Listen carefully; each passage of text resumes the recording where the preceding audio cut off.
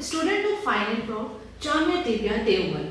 Today's topic is very important and very sensitive too, that is infertility. I know this can be difficult and very emotional journey for many of us. So let me tell you what is infertility. Infertility in a human is the inability to conceive after 12 months of unprotected sexual intercourse without the use of birth control. It simply means that अगर कोई lady आपके पास आती है और वो ये complain करती है कि वो कंसीव नहीं कर पा रही है, तो एज अ मेडिकल एक्सपर्ट सबसे पहला आपका ये फ़र्ज़ होता है कि आप उससे ये पूछें कि उसकी मैरिज को कितने टाइम हुए। अगर वो बताती है कि उसके मैरिज को 1 साल से कम हुए हैं, तो आप उसको इनफर्टिलिटी में कंसीडर नहीं कर सकते हैं। Sometimes this could be also mean the inability to carry pregnancy of full term. This simply means a woman get pregnant, keep having miscarriages or stillbirth. Now, let me tell you about the types of infertility. Generally, there are 3 types of infertility: primary, secondary and unexplained. Primary infertility में क्या होता है कि जो women होती है वो पहले कभी पास्ट में कंसीव ना की हो या फिर उसको कंसीव करने में दिक्कत आ रही हो, तो इसको हम प्राइमरी इनफर्टिलिटी में कंसीडर करते हैं। अगर हम सेकेंडरी इनफर्टिलिटी की बात करें तो इसमें वो लोग आते हैं जो पहले एक उनके बेबी हो चुका है या फिर एक से ज़्यादा हो चुका है, लेकिन अब उनको डिफ़िकल्टी आ रही है कंसीविंग करने में। तीसरा क्या है, ये अनएक्सप्लेन्ड है, इसका कॉज अभी तक नोन नहीं है, तो इसको इडियोपैथिक के रेंज में रखा गया है। फिर अगर हम ग्लोबली रेट के बारे में बात करें तो ये आजकल का सबसे बड़ा मुद्दा बन गया है, क्योंकि इनफर्टिलिटी बहुत ज़्यादातर देखा जा रहा है। About 17.5% of global adult population, it simply means that 1 out of 6 peoples are suffering from infertility. और ये एक बहुत ही नाजुक या फिर कह लो सेंसिटिव टॉपिक है जिसके बारे में लोग बात करना नहीं चाहते हैं। अगर हम रिसेंट रिसर्चेस के अकॉर्डिंग देखें तो अकॉर्डिंग टू 2022 के सर्वे के अकॉर्डिंग देखें तो एशिया में सबसे ज़्यादा इनफर्टिलिटी देखने को मिली है, दैट इज़ 22.5%, और सबसे कम ऑस्ट्रेलिया में देखने को मिली है, दैट इज़ 5.56%। अगर हम अपने कंट्री इंडिया की बात करें तो ये मिडिल एज वालों में कम देखने को मिली है, लेकिन अगर हम ओवरऑल बात करें तो ये बहुत ज़्यादा है, दैट इज 16.8% लोगों में देखने को मिली है। अब आपके माइंड में सबसे पहला क्वेश्चन ये अराइज होगा कि इसका कॉज क्या है, what's the cause behind this infertility. Okay, तो हम मेल और फीमेल का अलग अलग बताएंगे। अगर हम मेल की बात करें तो इसमें हार्मोनल एंड सेक्सुअल डिसऑर्डर्स की वजह से इनफर्टिलिटी हो सकती है, अब नॉर्मल प्रोडक्शन ऑफ स्पर्म हो सकता है, जेनेटिक कंडीशंस हो सकती है, descendant of testicles, frequent exposure to heat that may result from wearing tight clothes, working in a hot environment.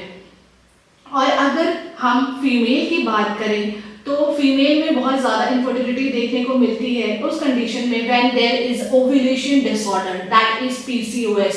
ये एक ऐसी नाजुक और सेंसिटिव चीज़ है जो लोग बहुत नेगलेक्ट कर देते हैं, और ये 8 out of 10 गर्ल्स में देखा जा रहा है इंडिया में कि ये इससे ग्रसित हो रही हैं।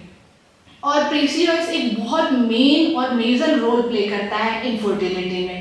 ऐसे ही किसी लेडी को यूटेराइन एबनॉर्मेलिटीज़ है या फिर यूटेराइन फिब्रॉइड है, तो ये भी बहुत बड़ा एक मेजर रोल प्ले करता है कि उसको कंसीव करने में दिक्कत आ रही है, या फिर उसका फेलोपियन ट्यूब डैमेज है, क्योंकि फेलोपियन ट्यूब में ही सबसे पहले स्टार्ट होता है, और अगर या फिर उस लेडी को एंडोमेट्रियोसिस है, तो ये सारे कॉज हैं, एक बहुत बड़ा रीज़न है कि इनफर्टिलिटी कॉज कर रही है। तो अब हम जान चुके हैं कि इनफर्टिलिटी की कॉज क्या है, तो अब हम जब कॉज जान चुके हैं तो हम ये प्रॉपर डायग्नोज भी तो जानने की कोशिश करेंगे, ऑब्वियस है। तो हम ये जानेंगे कि डायग्नोज क्या है, हाउ टू डायग्नोज। सबसे पहले अगर हम बात करें कंट्री लाइक इंडिया की, तो यहाँ अर्बन हो या रूरल एरियाज हो, जनरली लोग इनफर्टिलिटी पे या फिर अपने सेक्सुअल पार्टनर्स पे या फिर किसी सेंसिटिव टॉपिक्स पे डिस्कस नहीं करना चाहते हैं, बट दिस इज रॉन्ग। आपको इस चीज़ों पे डिस्कस करना चाहिए अपनी बेटर फैमिली के लिए। Go and search for medical experts, they will tell you that medicine, sexual history लेंगे वो आपका फिजिकल एग्जामिनेशन करेंगे। और अगर टेस्ट की बात की जाए तो मेल इनफर्टिलिटी टेस्ट में वो सीमेन एनालिसिस करेंगे कि आपका सीमेन किस तरीके का है या फिर कितना है या फिर जो भी चीज़ें हैं। हार्मोनल टेस्टिंग्स वगैरह करेंगे, अल्ट्रासोनोग्राफी होगी या फिर स्कॉटर ड्रॉपलेट से देखा जाएगा, या जेनेटिक टेस्टिंग होगी या फिर टेस्टिकुलर बायोप्सी से। ये सारे टेस्ट डायग्नोज करते हैं एक बड़े अच्छे मेडिकल एक्सपर्ट्स। अगर हम डायग्नोस्टिक क्राइटेरिया फीमेल में देखेंगे तो उसमें ओव्यूलेशन ओवरी रिजर्व टेस्ट होता है, HSG होता है, स्टेरियोसर्पिंजियोग्राम, हार्मोनल टेस्टिंग होती है और रेयरली कभी कभी देखने को मिलता है कि हिस्टेरोस्कोपी और लेप्रोस्कोपी देखने को मिलता है। ये सारी चीज़ों से हम डायग्नोज कर सकते हैं कि मेल या फीमेल में इनफर्टिलिटी है या नहीं है। तो अब हम डायग्नोज कर चुके, अब हमें पता चल गया कि इसका कॉज क्या है, तो हम सबसे पहले क्या करेंगे? ट्रीटमेंट से तो अच्छा है कि हम इसके प्रिवेंशन कर सकें। तो having a regular exercise, yoga is best for physical and mental health.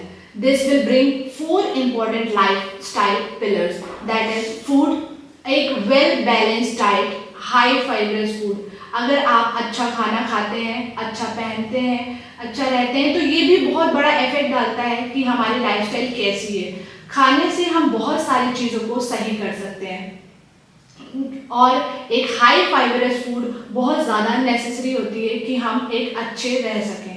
जैसे कि हम फाइबर्स में रोटी का इस्तेमाल ज़्यादा से ज़्यादा करें, लेकिन आजकल की मॉडर्न ड्यूरेशन में लोग ज़्यादा से ज़्यादा जंक फूड का यूज़ कर रहे हैं, जो कि बहुत बड़ा एक रीज़न है कि इनफर्टिलिटी कॉज कर रही है। और अगर हम उसको अच्छा करने के लिए सोयाबीन्स का यूज़ कर सकते हैं, जिसमें बहुत ज़्यादा हाई अमाउंट ऑफ एस्ट्रोजन्स होता है, जो बहुत ही बेनिफिशियल होता है एक वुमेन के लिए। ड्राई फ्रूट्स यूज़ कर सकते हैं। अगर कोई वुमेन आ रही है, वो एनीमिक है, तो आप उसको सजेस्ट करिए कि वो डेट्स, जैगरी, फिग यूज़ करे, एक प्रॉपर अमाउंट में यूज़ करे और उससे वो एनीमिक को अपने दूर कर सकती है। हम सामने वाले इंसान को समझा सकते हैं कि वो एक लो कैलोरी डाइट यूज़ करे, हाई फाइबरस जैसे कि मैंने बताया, और स्वीट्स को अवॉइड करें क्योंकि उसमें सैचुरेटेड फैट्स होते हैं। और एक और चीज़ जो कि बहुत ही इम्पॉर्टेंट है और आजकल सबसे ज़्यादा देखी जा रही है और वो एक नेग्लेक्टेड तौर पे देखी जा रही है, लोग इसको ध्यान नहीं देते हैं, लेकिन वो बहुत बड़ा कॉज है, दैट इज़ ओबेसिटी। ओबेसिटी एक बहुत बड़ा रीज़न है इनफर्टिलिटी कॉज करने में। फिर रिलैक्सेशन और रिक्रिएशन से भी हम सही कर सकते हैं, योगा के थ्रू ही ये चीज़ें सही होती हैं। एक बिहेवियरल पैटर्न आपका क्या है, ये भी बहुत बड़ा इफेक्ट डालती है। आपका थॉट प्रोसेस क्या है, ये भी बहुत बड़ा इफेक्ट डालती है। इसलिए आप सबसे पहले सुबह उठ के आप रेगुलर बेसिस में ये करिए कि एक्सरसाइज करिए, आप वॉक करिए, और पहले धीरे धीरे आप कोई ये कहता है कि मैं वॉक करने की आदत नहीं है, तो आप उसको ये पहले बोलिए कि पहले स्लो स्टेप ले, कम देर चले और फिर उसके बाद धीरे धीरे उसका टाइम बढ़ाते रहें। लेकिन प्रॉपर एक्सरसाइज और प्रॉपर वॉकिंग बहुत ज़्यादा ज़रूरी है। उसी के साथ साथ एक रेगुलर स्लीप भी बहुत ज़रूरी है मेंटल स्ट्रेस को ठीक करने के लिए, क्योंकि आजकल के दौर में सब कोई बहुत ज़्यादा बिजी है, किसी के पास वक्त नहीं है और लोगों का स्लीपिंग डिस्टर्बेंस बहुत ही ज़्यादा है। इन चीज़ों को लोग ध्यान नहीं देते हैं और इस पर वर्क नहीं करते हैं, लेकिन ये भी बहुत बड़ा कॉज है कि इनफर्टिलिटी आजकल के ज़माने में सबसे ज़्यादा हो रही है। पहले के लोगों में ये चीज़ें नहीं देखी जाती थी क्योंकि वो बहुत ही अच्छा खाते थे और एक फ्रेश और नेचुरल चीज़ें खाते थे और अच्छे से अपनी स्लीप लेते थे और स्ट्रेस कम लेते थे। ऑब्वियस सी बात है, आप जब अच्छी स्लीप लोगे 8 आवर्स अ डे, तो आप अच्छा और फिट महसूस करोगे, फ्रेश फील करोगे। तो ये चीज़ हो गई प्रिवेंशन। अब अगर किसी को इनफर्टिलिटी है तो उसका ट्रीटमेंट कैसे करेंगे? जैसे मेल में अगर इनफर्टिलिटी है तो उसको मेडिकेशंस देंगे इम्प्रूव करने के लिए, स्पर्म काउंट देंगे, और या फिर ज़रूरत है तो सर्जरीज कराएंगे या फिर करेक्शन प्रोसीजर्स कराएंगे। और अगर फीमेल की बात करें तो वही मैंने जो बताया कि मेडिकेशंस देंगे बूस्ट करने के लिए फर्टिलिटी, या फिर ओव्यूलेशन इंडक्शन करेंगे to induce ovulation in females, या फिर अगर कोई यूटेराइन एबनॉर्मेलिटीज़ है तो हम उसको सर्जरी के थ्रू करेक्ट करेंगे। ये सारी चीज़ें हैं। लेकिन आजकल के मॉडर्न और साइंस के इतने ज़्यादा इन्हांस ज़माने में ये देखा जा रहा है कि नए नए टेक्निक्स आ रहे हैं और उन टेक्निक्स के ज़रिए बहुत ज़्यादा बेस्ट रिजल्ट्स देखा जा रहा है कि लोग प्रेगनेंसी कंसीव कर पा रहे हैं, जो कि अपने आप को इनफर्टाइल समझते थे। इसके कुछ टेक्निक्स है, that is ART, assisted reproductive techniques to get pregnant. अगर हम इसके टाइप्स की बात करें तो इसमें बहुत सारे टाइप्स हैं।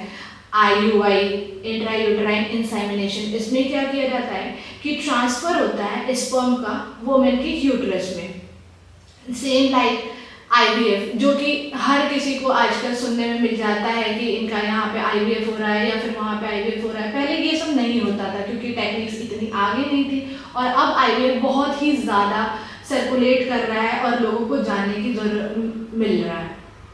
IVF is stand for in vitro fertilization. इसमें क्या करते हैं कि fertilization of egg with sperm using natural selection in lab. Okay, same like that ICR, intracytoplasmic injections देते हैं या फिर विट्रिफिकेशन कराते हैं। बहुत लोग अपने एग को या फिर स्पर्म को फ्रीज करके फर्दर यूज़ के लिए या फिर फर्दर कभी नीड हो तो उसके लिए रख देते हैं। अगर हम बात करें कि ये जो टेक्निक्स है, ये सारी चीज़ें, ये नेचुरल तो है नहीं, ऑब्वियस है, ठीक है।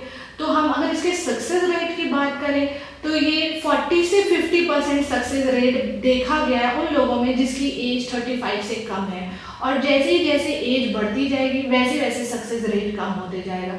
अगर हम बात करें कि सबसे कम सक्सेस रेट कब देखा जाता है तो 41-42 ईयर्स ऐसी एक एज होती है जो प्री मेनोपॉजल होती है, ठीक है। तो उसमें सक्सेस रेट बहुत कम हो जाता है।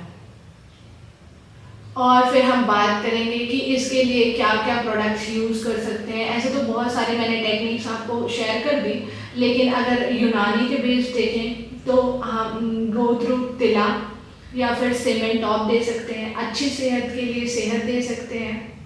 हलवाई घीकवार बहुत ही बेनिफिशियल है, हलवाई सुपारी पाक बहुत अच्छा है, माजून मोजरेस बहुत अच्छा है, और मैं बात करूँगी गायनीटोन या फिर एम्टोडोन सिरप की बात करूँगी।